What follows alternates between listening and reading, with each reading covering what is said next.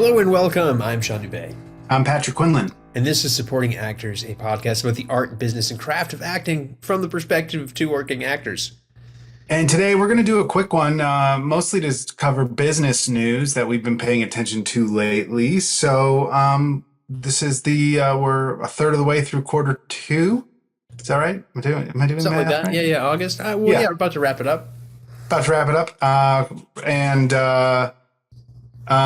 These are just the things we've been paying attention to. So here's our supporting actors industry report for the summer of 2026. Right. It is important to understand where the industry is going as an actor, right? Because it's kind of telling what the business is doing. And are they hiring people? Are they not hiring people? Are they doing reality TV? Are they doing sports? It's important to know this stuff and to kind of get a sense for how often you need to pick up the phone to yell at your agent versus how often do you just like, ooh, that's just kind of the state of the industry right now, right? But it's kind of good to know because you might need to shape materials for certain things. If you see like, oh, horror is really huge right now, so maybe I try to get one of those things on my reel, or if I choose some headshots that make me seem like I could be under duress, right? Like those are all things that that could potentially have an impact on your audition rate, right? And, you know, auditions are how many you're getting is a good measure of your materials, because right now, these days, getting an audition is kind of like getting a callback, right? They get 4,000 people submitting to these things, and they're going to call in maybe 20. So, like, you know, your odds are already really high if you're getting called in. And if you're getting called in regularly, that means you're doing good work and your material's great, even if you're not booking, right? So that's kind of the only feedback mechanism we have until we're on set and we can hear through our agent and through casting kind of how things went, right? So that's the only thing. Yeah, I think there's also like just knowing when you're paying attention to kind of the broader trends that we're going to talk about today. I think it can give you a permission to relax a little sometimes, like, and not be, and just be like, wow, okay, so the business is pretty tumultuous at all these different levels and layers. If I'm not going out for auditions, what can I control? What can I focus on? Because, like you said, auditions are harder to come by because the numbers have been ratcheted up and the opportunities have gotten less. For sure. So let's dive in with labor peace, right? Or maybe. Yeah. So all of the unions have now, well, other than I think, did IATSE come to an agreement already too? Well, they have, IATSE and Teamsters have a different calendar. Yeah. So they're coming up, but chances are, because the big three talent ones all agreed to the next 4 years of being able to work, right? That there will probably be some stability at the very least in terms of what to expect in terms of from the studio side, just knowing this is how much labor is going to cost us for the next 4 years. For sure. Yeah. And by the big three, we're talking SAG, AFTRA, the DGA, and the WGA, right? Writers Guild, Directors Guild. Yes, SAG, AFTRA kind of had a big one where over 91% of the contract, we had 91% turnout. Is that right? Yeah. SAG AFTRA is a big one. We had 91% people approve, running through June 2030. There's expanding AI protections. There's improved residuals, right? There's a lot of negotiating in money breaks, which is an important thing when you're. So it raises the floor, right, before certain things kind of get thrown at you, and then they're finally merging the SAG and AFTRA pension plan and retirement fund into one fund, and you won't lose the money that you've put in, right, which was a concern for a long time, and they've been able to reconcile that, which definitely streamlines the industry, or streamlines the union's operations going forward, which would be nice. Yeah, it's pretty wild. It took over 10 years or so to like get to that point because they agreed to do that a while back. But I know. The SAG and then DGA and WGA, they all agreed to these 4-year deals so that in exchange for a lot of things, but primarily the investment into the pension and health. So for those who can stick around and work and, you know, keep trying to make a life in their prospective trade, there's there's there's payout later. Yeah. Like I'm trying to think, you get a job, yay. But there's also like, there will be, Retirement. it will go Yeah. to all the things, and that something's not going to go insolvent or whatever. Right. Which is great. I do think it is interesting that healthcare is in such a state in our country that all of the unions had to waste all of their negotiating powers getting that funded, right? So there's other gains that we I've don't had get. this soapbox for Yes. gosh, I think since Obama ran against Romney, like Yeah. it unions would have even more power if we had like universal Medicare for Healthcare. all. Right. Or Even if we universal. wanted better plans, right? Yeah. Like, so even if we did a system like Germany has, where there's like a universal healthcare. I mean, in California, we kind of have it too.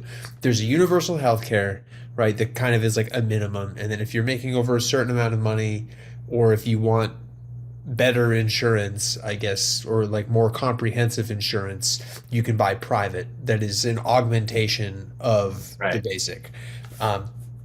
Maybe that would work, right? So like maybe there's still something to negotiate, but having insurance tied to employment is so dumb, right? Because it just gives the employer all of the power in Yeah. so many different ways. And yeah, there's a lot of things that we could be negotiating that we're not, or a lot of things that we could maybe get in these agreements, but we don't because we have to compromise over healthcare because that is a basic human need.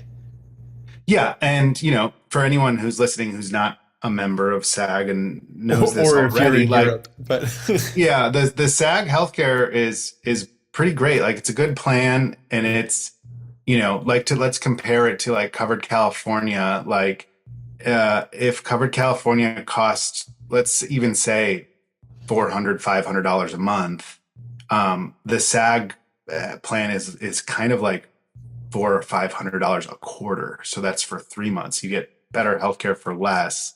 It's a great way to save money as an actor and and also not have to stress about your healthcare.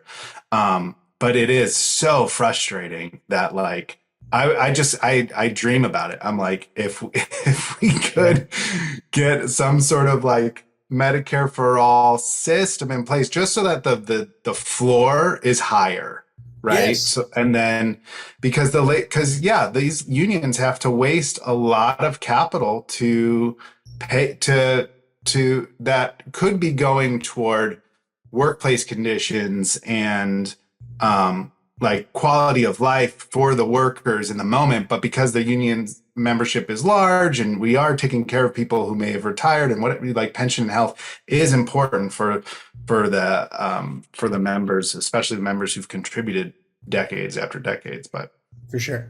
Well, and I do think pension should not go away for anybody, right? Because that is super important now. Like retirement is expensive. yeah, You need that. There's very few pensions available, but I mean, it's all just like Yeah. capitalism, baby. Like, what are we doing? well, which kind of is like a good question. Like, so this downturn, is it like, it's not because of the strikes, right? In my opinion, it's not because we argued for single digit improvement in their revenue, right? It's like, that's not what has caused this issue. No, If we look at the economics of what's happening politically, and this is why, like, every election has like major ramifications, is the economics have shifted to now like stakeholders want to make profit. They don't want to grow audiences. So like they're like, hey, we're done with that. We now want to become as profitable as possible. And that model is different because then that is the pay your people as little as possible, hire as few as possible, and get as much out of them as possible model. Right. And we've seen this before, but now it's definitely like,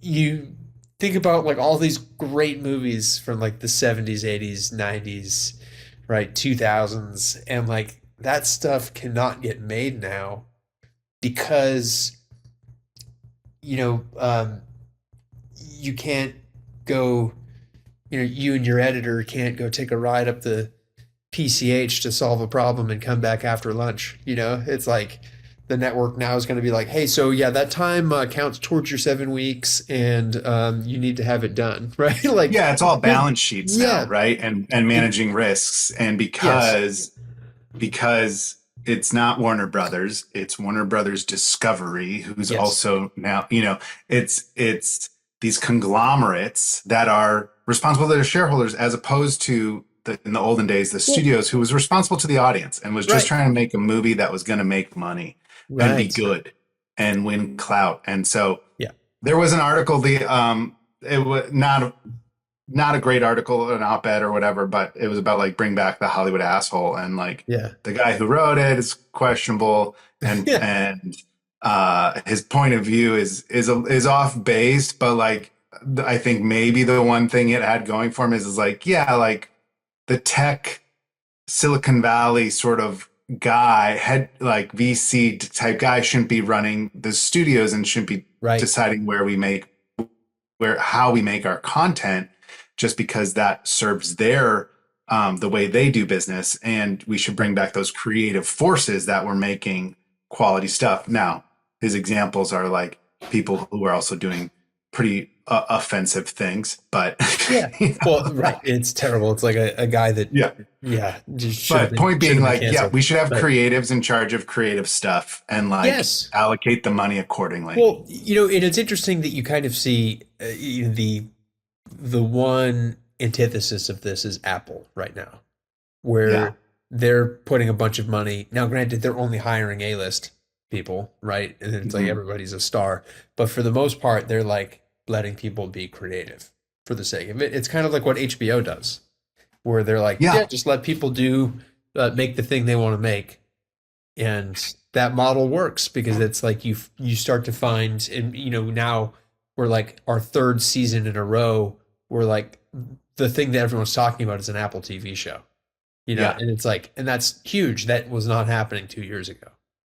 Yeah, it's interesting because Apple got in. It seemed like they wanted to get into programming because they wanted the Apple TV to be the new hub, like your Roku Well, or your smart TV or and that whatever, might happen now or that your Prime. Fox is buying Roku.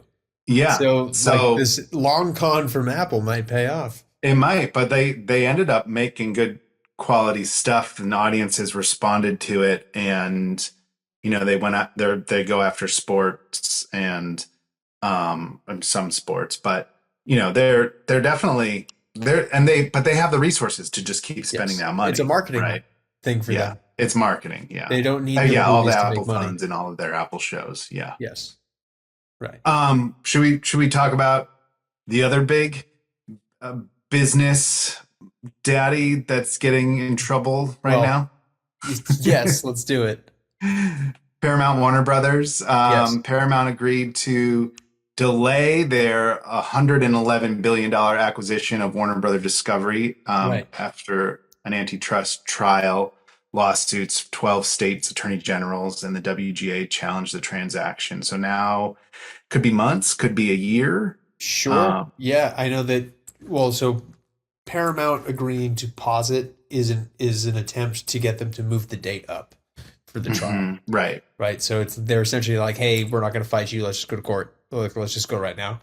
And they're hoping for a favorable judge appointee, which is a bummer that that's like a potential solution to their problem.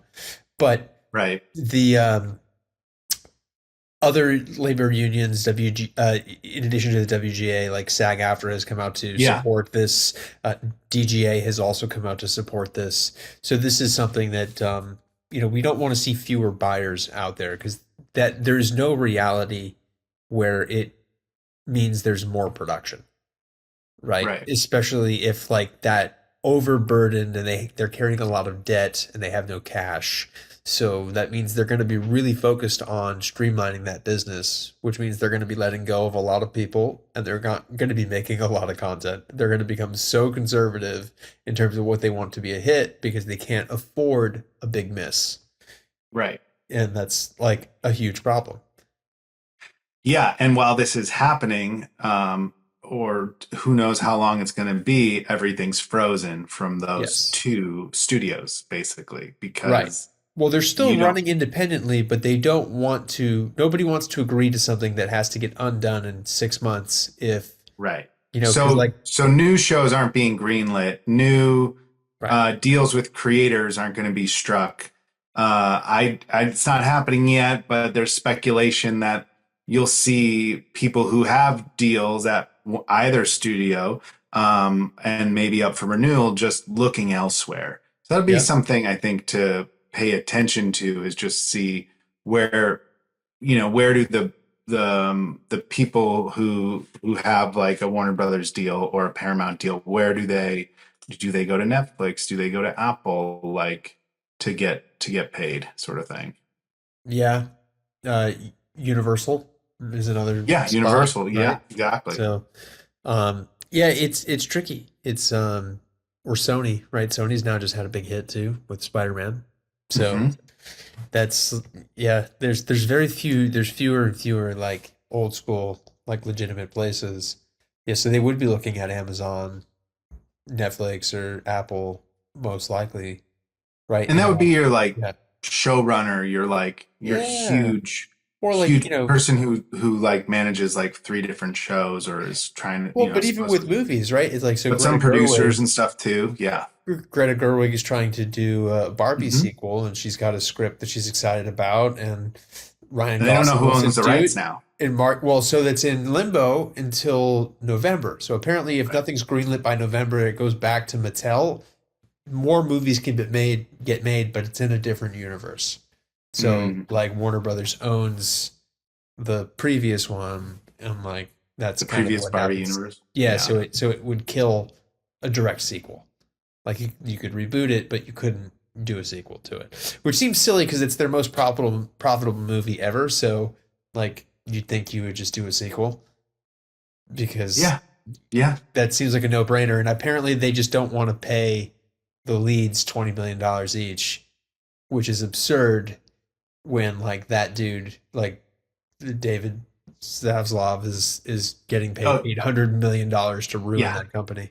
Yeah. So Yeah. it's like kind of crazy, but yeah, but uncertainty is not good news, right? For Hollywood, it is a very conservative business. It is not a giving business. It is not a risk taking business, right? Just by design is very risky. So then every decision they make has to be conservative and is kind of trying to mitigate that risk in some capacity, whether that is um, through tax rebates or through strategic casting or through going overseas to reduce the spend, right? Like there's so many, Hmm. they're trying to limit the exposure of failure.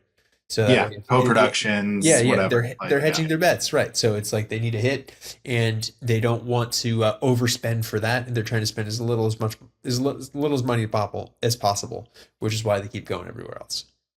Yeah. And I guess what's like really I frustrating is that, when people were really worried about Netflix buying Warner Brothers and Paramount seemed like an option, and then David Ellison said he would run both independently as it is, which no one really bought, but like, I guess part of me thought, well, maybe that would happen in the short term, right? Like just Yeah. to look good until people forgot about Well, but the also merger. like what? So But now it's frozen. Nothing's happening, but he's also been a major investor in AI, right?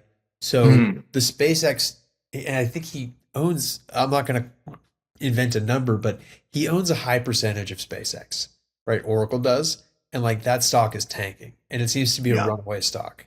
And right now, it's like the short on it is like way out. Like people are just betting against it, like hard. And it Yeah. seems like that is now becoming wish fulfillment because people want to see that get paid out. So, but that's going to severely impact his spending ability, and he's the owner of Paramount, right? So, like all of that's going to have another ripple effect on like what that business does if he doesn't have cash to do it, right? Or like if they become Sure. really over leveraged and then now they're bankrupt, right? Like there's a potential reality that could happen if an AI bubble breaks. It is Yeah. like there's a lot of no money being spent anymore, other than you have Amazon and you have Apple, and you'd probably have Netflix because that's not going to go away. But like a lot of this other speculative money disappears pretty quickly. It's just, I'm thinking of the end of Fight Club. Yeah. When they're just like rolling boulders into credit card buildings in Delaware. Like, Yeah. But that's like, that is a potential could reality, happen. right? It feels like Yeah. that. Yeah. Yeah. But the box office is better, right? Yeah. Sort of. Yeah. Kind of, right? When we, This year, if I you, mean, we're if you up squint, huge.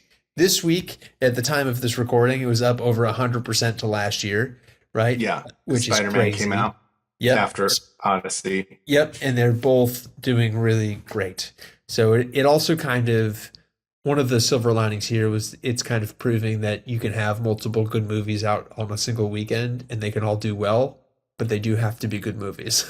Right? Yeah. And Those are two big, huge temple movies. But like we've mentioned in previous episodes, there have been some great like indie movies that have just oh yeah, also some rocked surprise people hits. and Yep. drawn audiences and made a lot of money. So all of that is a good sign for the health of the movie business and Yeah. film, and people want quality entertainment. They do. I think it is worth noting though that a lot of the revenue that we're seeing in terms of growth is because from higher ticket prices. It's Yeah. predominantly being driven up by premium experiences, and that's not necessarily going to move the needle on more productions. No, and it's like, Because it's like this, it's the same number of people spending more. So yeah. it's like, it's not more people going to the movies.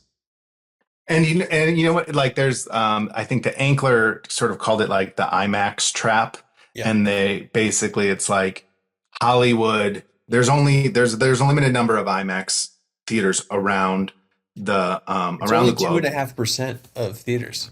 Yeah, and some of them, like there was a story about one in, I want to say like Nevada or Arizona, where like they knew the Odyssey was coming, and then they just pumped all this money to make it great because it was the only IMAX that people came Yeah. and spent a lot of money to go use their theater, and that's exciting and great. But are we conditioning audiences to only want to see things in IMAX?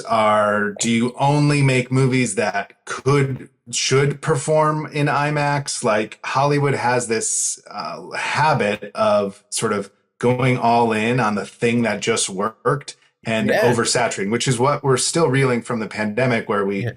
streaming's going to last forever. Like, put everything on VOD immediately. Let's get these numbers because everyone's home. And then when things go back to normal, everyone's freaking out because, But this also happened remember when the first Avatar came out and then everything was Yeah. 3D, right? Yeah, It's yeah. like everything was 3D now, and it And that had like a 3D process, and it's like, and now it's gone away entirely. It was a total fad. But it's, there's always this temptation for Hollywood when a director champions an experience for their film and it does well. They're like, great, people want that experience. Like, give it to them every combat. And it's like, no, we wanted that ride. We don't want it every time. And it's like, And yeah, like, you're putting the position of I guess it's IMAX, right? Or is it the theater owner that bought the IMAX technology? Someone has to make the decision of like, oh, let's extend the Odyssey. right. And that screws over another project The next show potentially online, that could have played well there and made money there too. But right.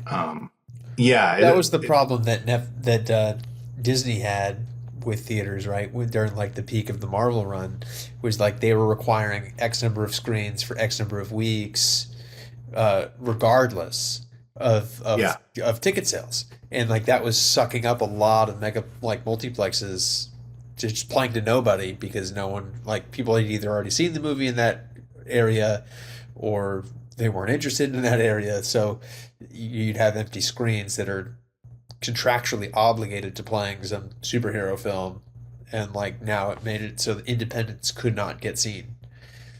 Yeah.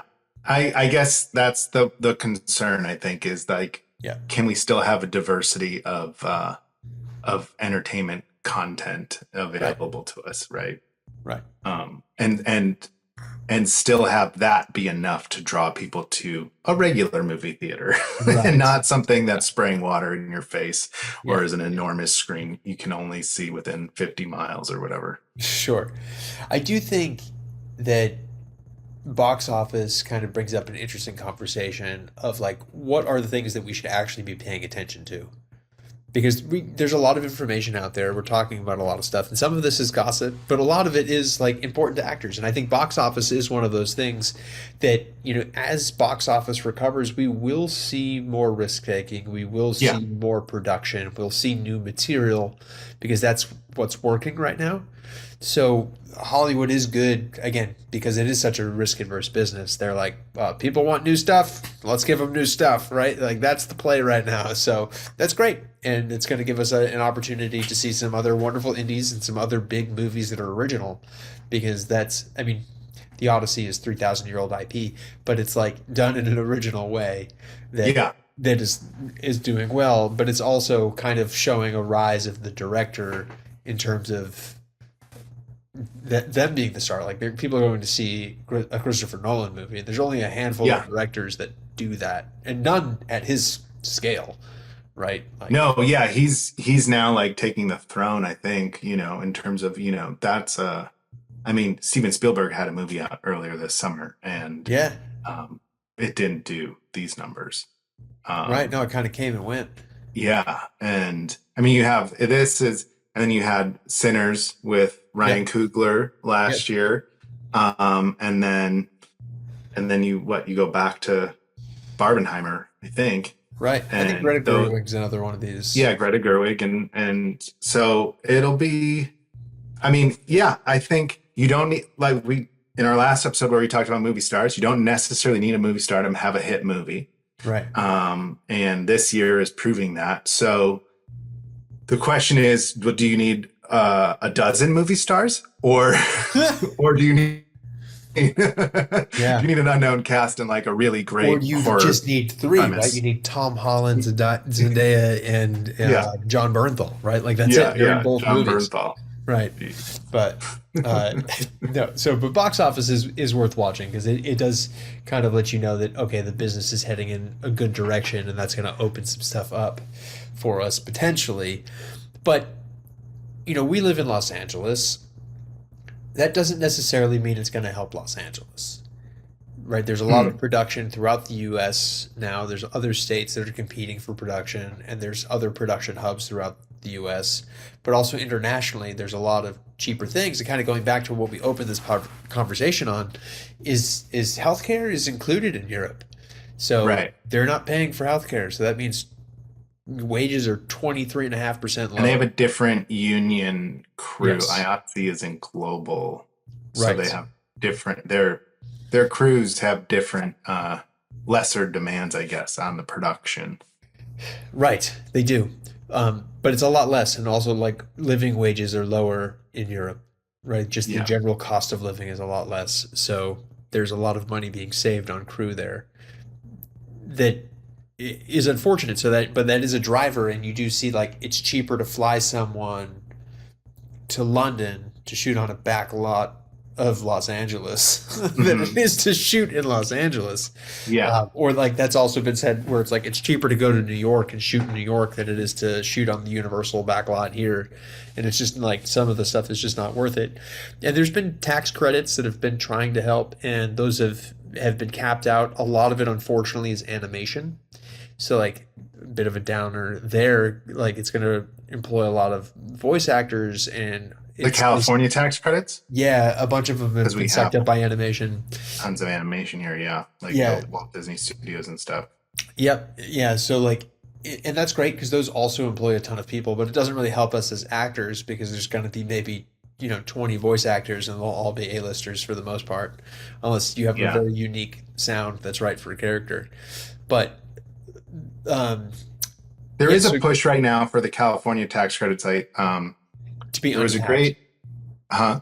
well, to be uncapped, To be uncapped, which would then go for, and then also be like above the line, like be able yep, to have some of that tax incentive go to your big actors, movie star, yep, and your high paying actors. But also there's a new bill going through that the Editors Guild is backing, trying to get tax incentives for post-production work too. So That's been effective in New Mexico. So yeah, so yeah, like yeah, just the more that you can incentivize keeping all the hopefully you have like sort of a generous cycle of it all giving back and kicking back in. And like the pit arguing to say like this is how much every dollar spent on our production went back into California, yeah. X amount of times. And it does make a big difference in the local economy because there's so many people that support production. But I think an interesting thing that we should be paying attention to is what happens to all of the studio spaces in Los Angeles. So there's been a group that bought a bunch of spaces in 2021 when production was good, is now selling off these assets as they can't pay their debts. Mm-hmm. And what happens to these spaces is going to be interesting. So Netflix bought Radford Studios, but that's a historical lot right across the street from Paramount. That one makes sense. But there's a lot of other small ones. Coyote packed up, and there's a lot of independent studios that you used to shoot a lot of commercials at, or you'd shoot some.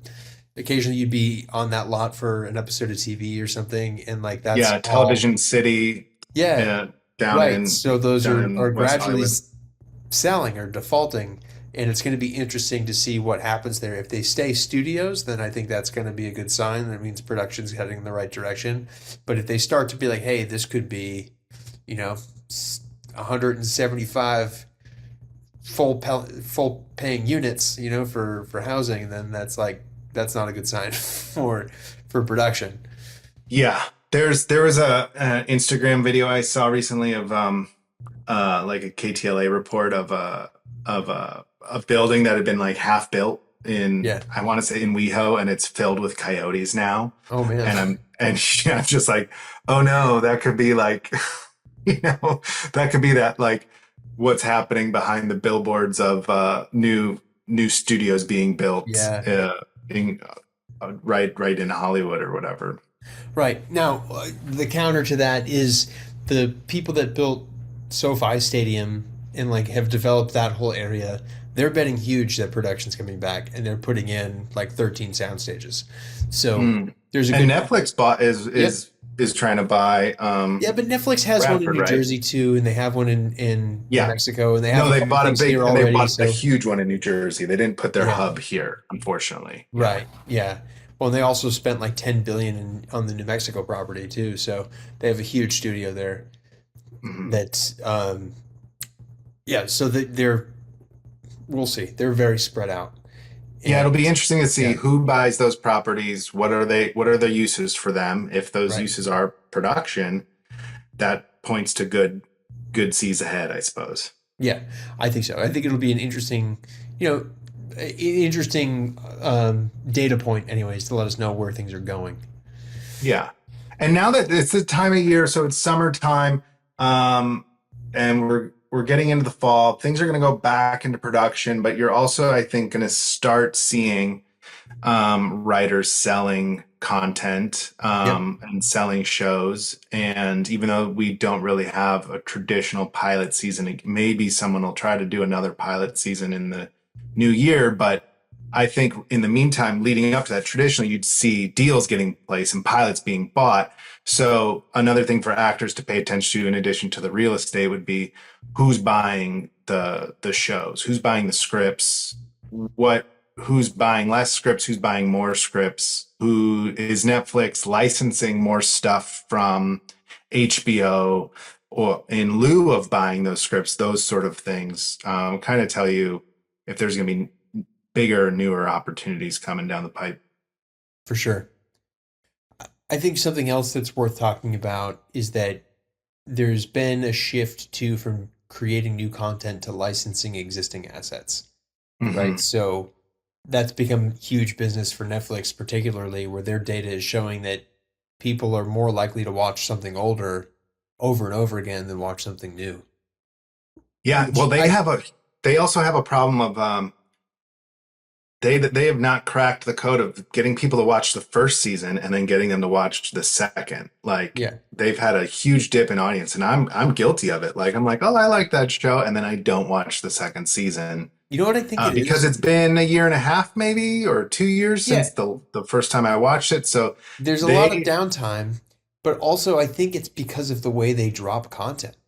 Because you yeah, drop a season, you binge it in a weekend, and then that meant nothing to you, right? no, Whereas like on a channel where you have to show up every week, like House of the Dragons is 2 years between every season because of the logistical complexities of that show. But like we're all going to tune in, we all remember what it was, but we get it week after week, right? And we get yeah, to build anticipation and we look forward to that show. And it has the time for all of us on the same schedule to talk about it and think about it and feel about it. And then it's yeah. like it builds in something. Whereas like the faster you consume something, the faster you forget it, right? Yeah, and I think well, one, I don't remember what happened on House of Dragons. Like, like Well, that's a that's complex probably a show. bad example because it's like But 45 characters and it's but so complicated. But to your point, like they eventize HBO eventize it, they yes, advertise it, they lead you down the rabbit hole. They tell you it's coming a few months out. Netflix doesn't do any of that. right. And the week to week, I think we're seeing is good and is working because the Widow's Bay being another prime example where it's Yeah. like I was just excited to watch that every week, and Apple's doing week to week. Yes. Um, and And there's Amazon is too. others people that are just dumping things and I hope you find it. There's a show on MGM Plus. I want to check out the Westies, and it's just like, oh, do I know it's all dumped out there. I guess or maybe it's not. It might be week to week, but now am I waiting to sign up for a new thing? Yeah, Like, right. but Netflix, I was scrolling Netflix the other night and so many new movies that I missed in theaters because of Parenthood. But and I was like, I had no idea these were here. And I Yeah. forgot about them. They might have been in the awards race or whatever. And it's like, oh, that's here. How come that I had to find it scrolling and Netflix wasn't like, hey, we know you like this. Like this algorithm's so great, right? But I'm like, you're not showing me the things I like have continued to love. Yeah, It's frustrating. it is. It's interesting. I think another interesting part and something to look at as we think about this review is that there's been a lot of change in AI Hmm. in you know, mostly I feel like it's gotten quieter. You know, like Yeah, the hype engine is still there for the, generative AI large language models in terms of the like, oh, it escaped its confine and it hacked 8 businesses. And it's like, that's marketing, right. right? It's like, it doesn't do And anything every because now and it then you wants them see to like do. a really dumb video Yeah. someone made that you're like, yeah, part of that looks kind of cool if I squint, but like that's not Well, the same thing. yeah, But it's not the same thing. And I think where we're mostly going to see it disrupt the industry is in post-production yeah, because it does have the potential to make visual effects at an indie level more affordable, right? It's still very expensive, and I think you still need to have a person that knows what they're doing use it to get you the result you want.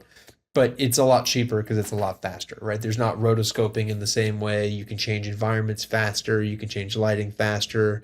You can, one of the use cases that I've seen for it is like, if you want to use a flame for something or a person on fire or part of a person on fire, you can use AI for that now, and AI will correctly change the lighting and reflections and kind of like right, give you right. some, realistic enough like physical, like physics, like visual now.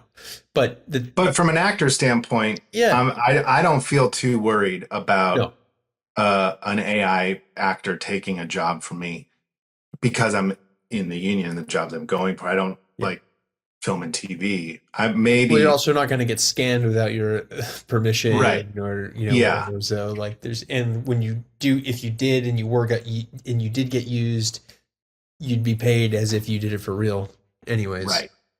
That was part of SAG's negotiation. But also in addition to it being quiet, I'm curious, I think, because we're having midterm elections coming up and um and then it's going to start the next presidential Yep. clock will start ticking. And I think, the AI, they've disrupted a lot of different levels of society in a lot of Sure. ways. So like the data centers, Yep. the different, I don't think there's been a mass exodus of people losing their jobs or whatever, but it has affected some, and businesses have spent and lost money on trying to chase the AI trends and whatever. It will be interesting to see like politicians who love going after like tech, the tech oligarchy, and just see like, well, maybe some regulations might be coming our way, and that's one thing that you see in Europe, that could come toward our shores. Right. I hope it does. Yeah. It should be regulated because the most harmful things that it's doing aren't the general generative AI, right? Because what it's doing here in unregulated capitalism land is it's Yeah. finding ways to pay employees less and have customers pay more, right? And like Uber does this, where they're like, oh, okay, so somebody that takes low paying fares, we're going to give them more low fares because they're desperate. So we can give them shit and they'll take it. And then if you're super selective and you only take high fares, then they start to just offer you low ball fares as well. Right. And it's Airlines because do the same thing. yes, Like because they you want to live in this drive your area. rate down. Yeah. Right. So they're optimized to spend as little money as possible. And then when they do the opposite for us as consumers is, they'll see that like, okay, you only shop when it's cheap. So like, let's give you a couple cheap ones, and then it's expensive, and then it gets a little bit more expensive, and they slowly move that average up. And for you as the consumer on any little data point, you're like, oh, it's cheaper than it was last time, and that's the perception they want you to have. But it's not. It's like incrementally getting more expensive, so the average gets higher, and like so it's just in shitification, right? It's like it's worse for all parties except for the company. And that's the way AI is really being used to affect companies and drive change. And it's like, it's not for the betterment of mankind. That is for sure. But I'm also not worried as an actor. I think there's too many things that you need a person to do as an actor.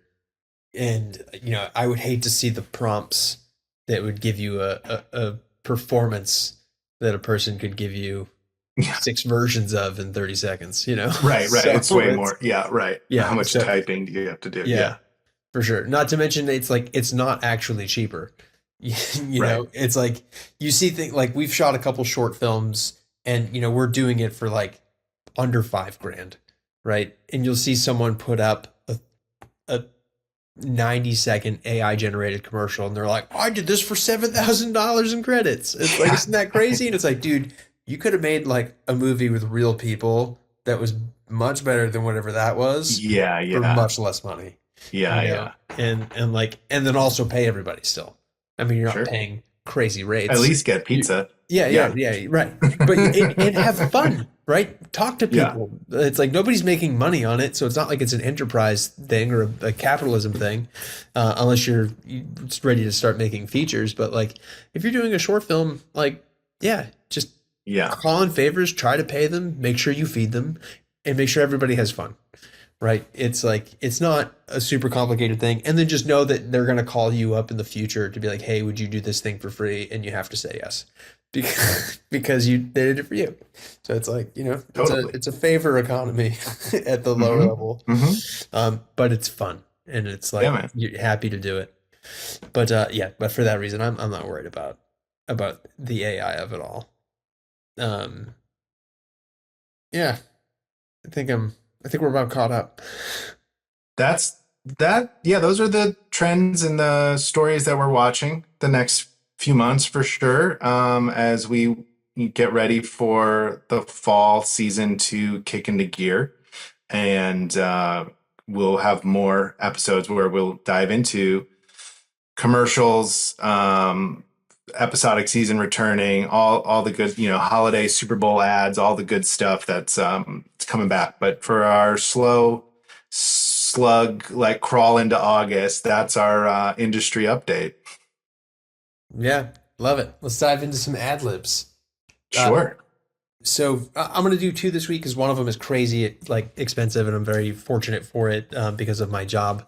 But we got some new lenses for our cameras at work, and they're these DZO Vista Primes, like cinema lenses, and it's like shooting through new cameras, and it's outstanding. Now every direction we look at, it's just like that looks like a movie, and it's one of those things where it's like that's super cool.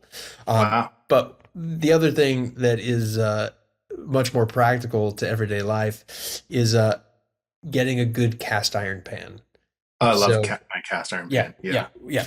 I've got a large cast iron pan, but we were just talking about needing to get a bigger one because now it's like we're cooking so much more food because our toddler's starting to eat like adult sized portions. So it's hmm like I'm like, oh man, I need to start cooking more, which means that like my little, 10-inch large cast iron's not going to do it, and I'm gonna have to move up to a 12 or a 14. So, but yeah, cast iron's great. You learn how to season it and take care of it. You can beat the heck out of it. I use it all the time for everything, and it's like definitely one of the best culinary purchases I've ever made.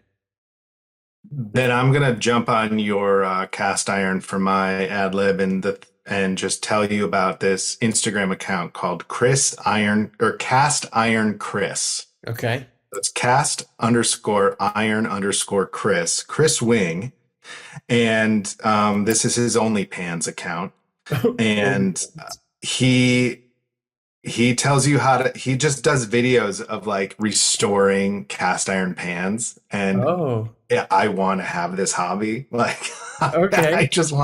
I want to go to like a flea market and buy some like rusted, gross Oh, looking cast cast iron iron. pan. There it And then is. he just has videos of like filling up a baby kiddie pool with like some special chemicals of some sort, throwing it in there, and then re-bringing it back to life and stuff. He sells, of course, cast iron soap and whatever, but he's like, this is how you take care of your pan and the basics. And but then he has these really satisfying videos of bringing a cast iron pan back to life.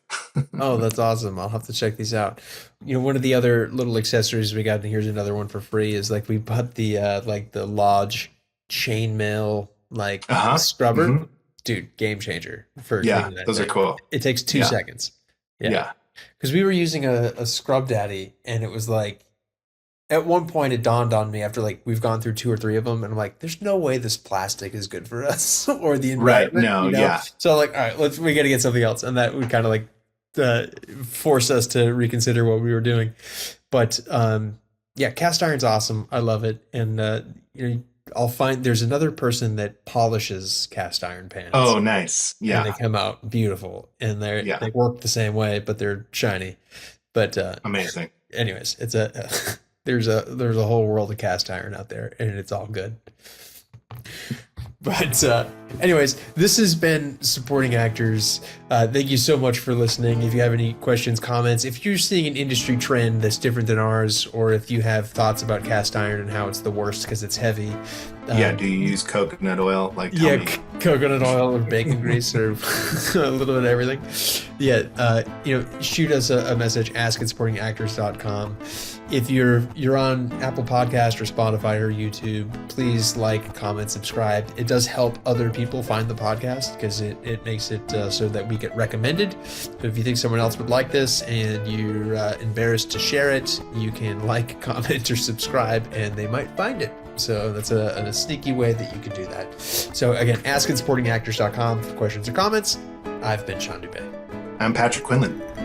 Tune in next week. We will give you the proper placement for your tinfoil hat so that it doesn't reflect off your ring light.